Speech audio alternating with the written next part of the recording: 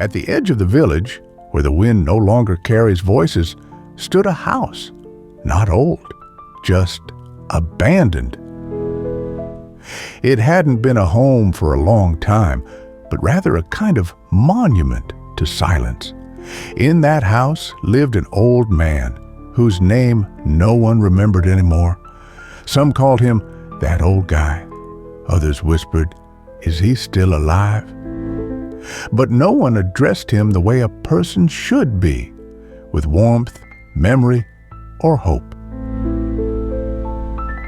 His world was a wooden table with one creaking leg, a window he no longer looked through, and a bed that had already sunk into him like the earth slowly reclaiming what is hers.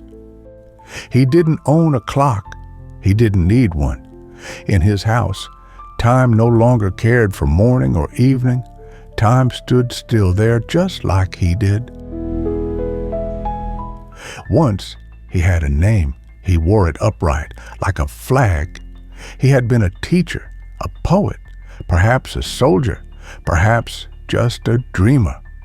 He had a wife whose smile he could no longer recall even in dreams, and a son who had gone to find himself and never wrote again. Friends had died or forgotten him, and forgetting is a death worse than death. One day, as clouds draped silence over the rooftops like wet cloths over life, the old man sat on the doorstep of his house. He rarely went outside, but today he felt something strange. Maybe the need to look at the world one more time to see if anyone still saw him. But the world didn't look back. 2 children passed by his house. One asked, "Is that the man who never comes out?"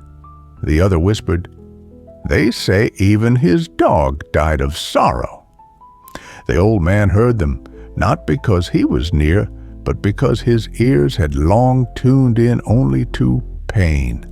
His hands no longer had the strength to hold. His voice no longer had words that could stop anyone.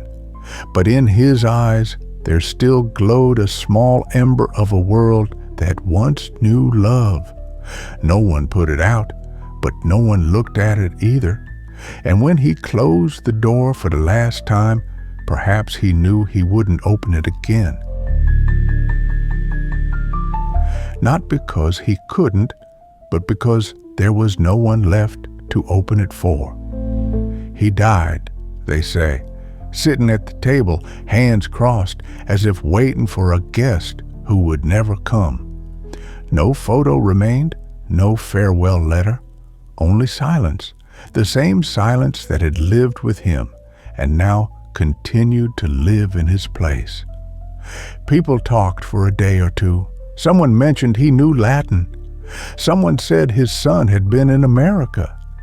But no one knew his name. And the house still stands.